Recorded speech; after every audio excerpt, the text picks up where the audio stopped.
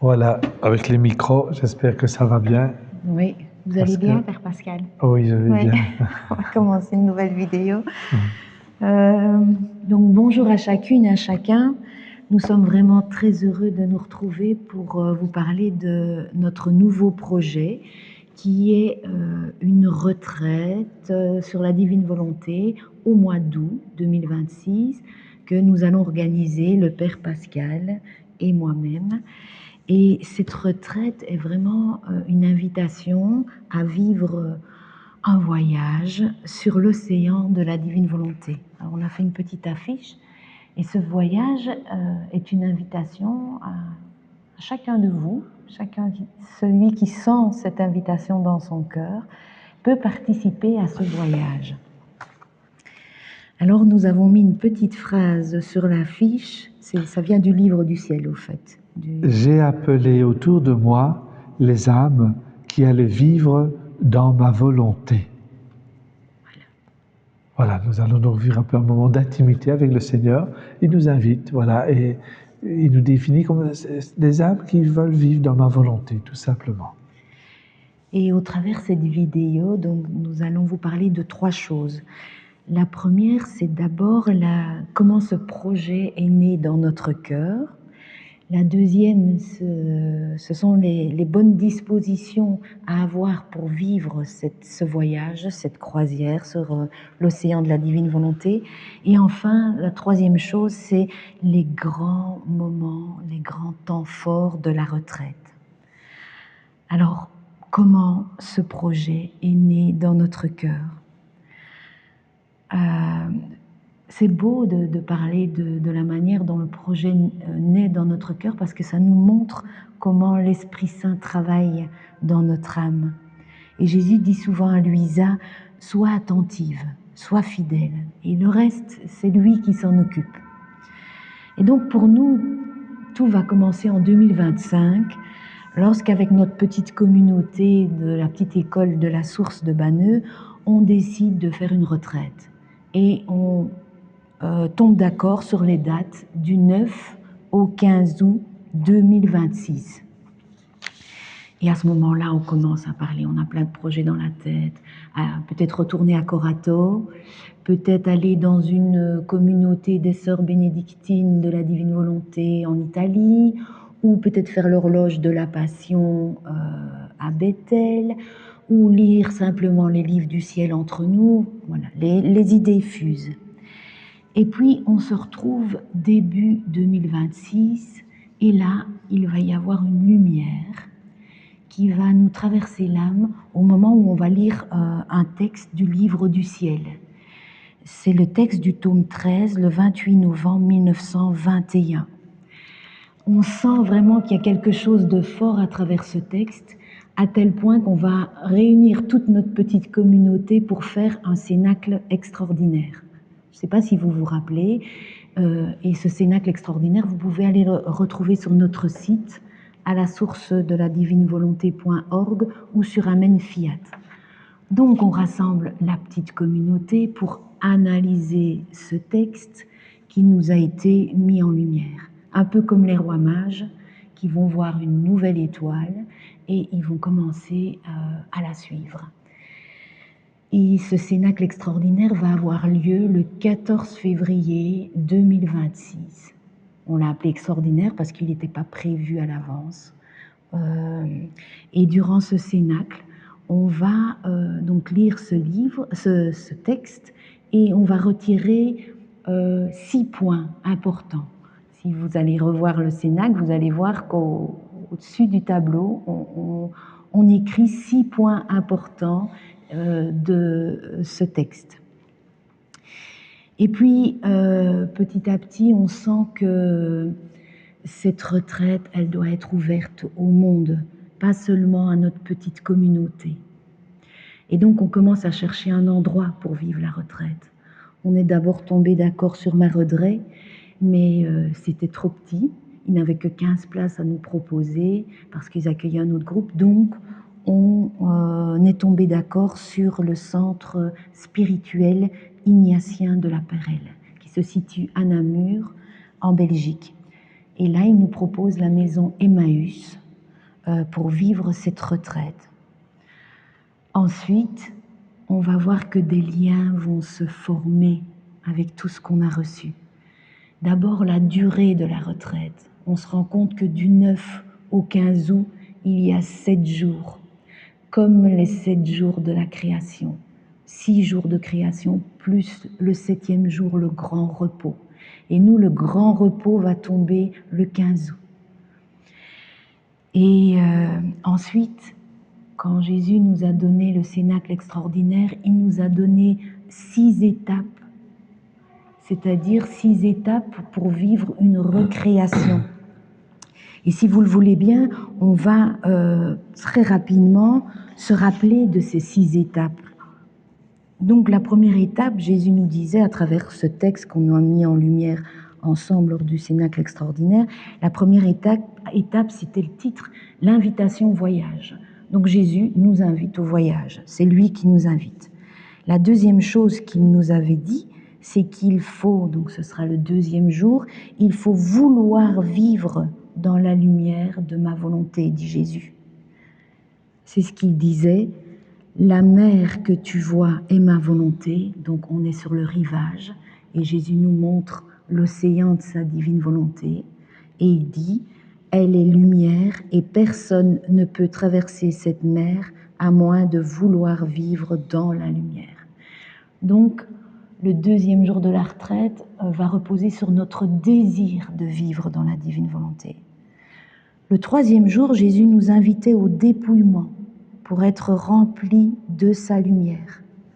Il disait, en vivant continuellement dans ma volonté, l'âme respire l'air de ma volonté et en retour, ma volonté va la vider de tout ce qui n'appartient pas à la divine volonté, tout ce qui est rigide, pour la transformer complètement en lumière, nous disait Jésus. Et l'âme qui agit dans ma lumière se vide d'elle-même et se remplit de lumière. Ensuite, pour le 4e jour, Jésus nous disait, je suis le capitaine de ce bateau et je le guide dans sa course. Donc lui seul guide l'âme. Il nous disait, personne d'autre ne serait capable de conduire le bateau, l'âme, car ne connaissant pas la mer, les autres ne pourraient le guider. D'ailleurs, dit Jésus, je ne ferai confiance à personne. D'ailleurs, qui serait apte à établir les voies dans ma volonté? Pour accomplir un voyage que je peux lui faire faire en un instant, un autre guide prendrait des siècles. Ensuite, le 5e jour, Jésus nous parlait de l'immuabilité de l'âme. L'âme devient immuable. Elle se retrouve au point fixe de mon immuabilité, dit Jésus. Elle est comme un soleil. Elle est comme un soleil au point fixe de l'immuabilité de Dieu et ses actes dans la divine volonté sont les rayons de lumière. Jésus dit dans le texte, il disait « Je vois la petite fille de ma volonté courant avec moi tout en restant immobile. Elle n'a pas de pieds, mais elle marche pour tous les autres. Elle n'a pas de mains, mais elle est le moteur de toutes les œuvres. Elle n'a pas d'yeux, mais dans la lumière de ma volonté, elle est les yeux et la lumière de tous. » Donc l'immuabilité de l'âme. Et puis nous arriverons au 6e jour à la véritable imitation. C'est quand même extraordinaire. Inouï le chemin que le Seigneur veut nous faire prendre. Il dit, comme elle imite bien le Créateur, comme elle se rend semblable à moi, c'est uniquement dans ma volonté qu'il peut y avoir une véritable imitation. Et Jésus dit, alors j'entends résonner dans mes oreilles ma voix créatrice et douce, faisons l'homme à notre image et à notre ressemblance. C'est l'acte primordial, ça. Faisons l'homme à notre image et à notre ressemblance. Puis, avec une joie sans fin, je dis, contemple mes images, les droits de la création ont été restaurés et le dessein pour lequel j'ai créé l'homme a été accompli. Oh, comme je suis heureux, nous dit Jésus, au bout de ce 6e jour. Et enfin, le 7e jour, donc nous serons le 15 août, ce sera le grand repos. Donc Dieu va pouvoir se reposer dans sa créature et la créature va pouvoir se reposer en Dieu. Tout ça avec la Vierge Marie.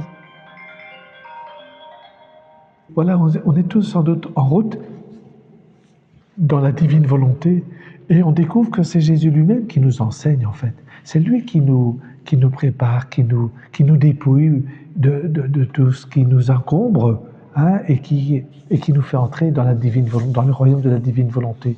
Donc je dirais, c'est vraiment lui le capitaine. C'est lui qui mène la danse pour chacun de nous là où nous sommes.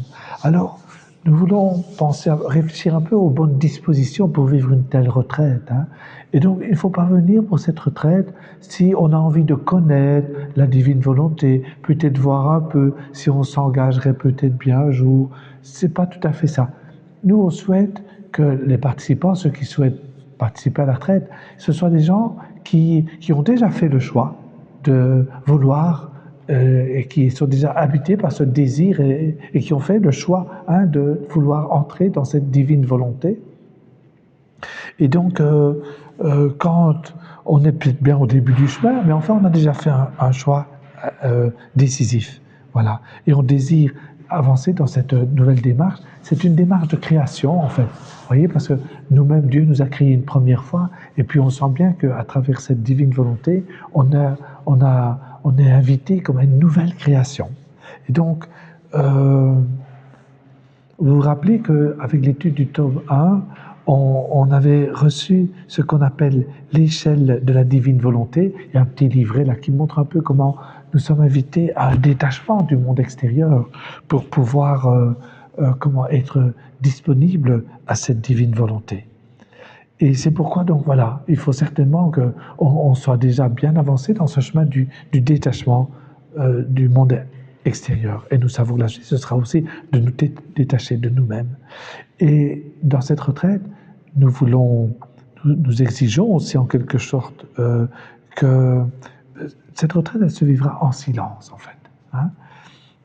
Et on évitera chacun d'avoir un GSM. Donc, on a sans doute tous un GSM, mais on part avec l'idée que si on n'est pas prêt à faire ça, il ne faut pas venir à la retraite. On laisse notre GSM là-bas, on n'en a pas besoin. On est complètement coupé du monde extérieur pour pouvoir vivre ce que le Seigneur veut nous faire vivre. On veut favoriser un vrai cœur à cœur avec le Seigneur. Voilà. Merci Pascal. Alors la troisième partie qu'on voulait vous parler, c'était les temps forts de cette retraite. Alors chaque matin, au lever, nous proposons donc une ronde vivante dans la création et puis une ronde dans les sacrements, puisque le Seigneur nous a fait connaître nous a donné les sacrements le samedi saint. Oui, nous aurons l'occasion durant cette retraite de redécouvrir chacun des sacrements et comment tout le désir que Jésus avait en instaurant ces sacrements, aussi toute la souffrance qu'il a, parce qu'ils sont loin d'être vécus de façon avec tout l'amour qu'il requiert. Et donc nous allons découvrir cette mission de porter les sacrements avec le Christ. Voilà. Et comme il y a 7 sacrements, chaque jour il y aura un sacrement qui sera mis à l'honneur. Et donc le matin, on fera aussi une ronde dans le sacrement mis à l'honneur. Ensuite, tous les matins, de 9h30 à 11h, on aura un enseignement lié à l'étape du jour.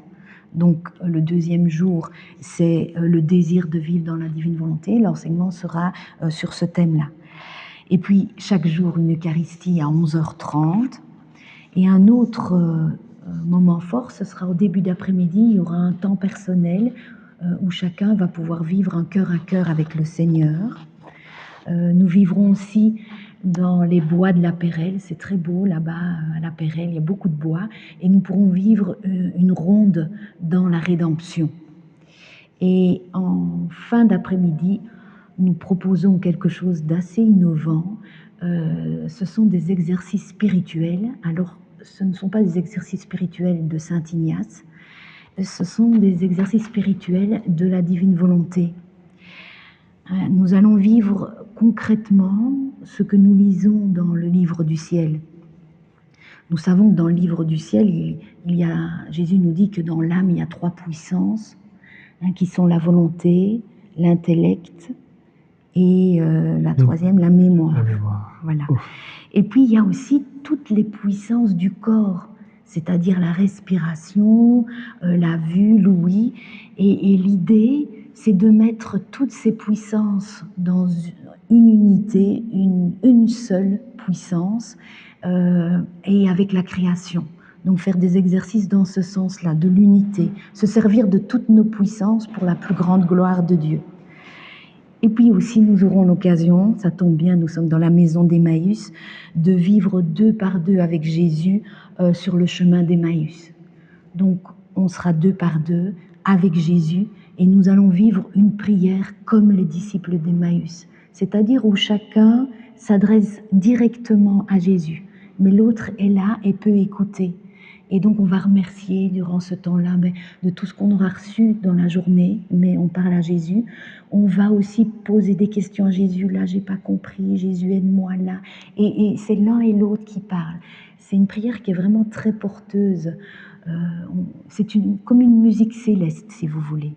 Et puis, oui. Ça, ce sera le moment où on pourra parler, mais rien qu'à 2 avec Jésus. Jésus, Voilà. oui. Et on ne se parle pas directement. On parle à Jésus et l'autre entend. Et enfin, chaque soir, on aura un temps d'adoration, 2 heures d'adoration. Autour des 24 heures de la Passion. Voilà. Hein, donc, on reprendra aussi d'heure en heure, mais limité. Pour 10 heures du soir, on aura fini. Enfin, ceux qui veulent peuvent continuer, mais quelque part, donc, chaque jour aussi, on aura donc un moment dans les 24 heures de la Passion. Donc voilà, si vous sentez dans votre cœur un feu de l'Esprit Saint à venir nous rejoindre, vous êtes évidemment les bienvenus. Ce serait une joie inouïe pour nous de vous accueillir et de vivre ensemble cette nouvelle création. Mon Père, vous avez quelque chose à ajouter? Une bénédiction? On est déjà joyeux de penser à ça. On est déjà joyeux d'entendre ce projet. Et même si tout le monde qui nous entend ne peut pas participer, bien sûr, eh bien, on peut tous porter ça dans la prière. Oui, bien que le Seigneur bénisse tous ceux qui prêtent attention à ces quelques paroles et que le Seigneur puisse faire chemin dans leur cœur. Au nom du Père et du Fils et du Saint-Esprit. Amen. Amen.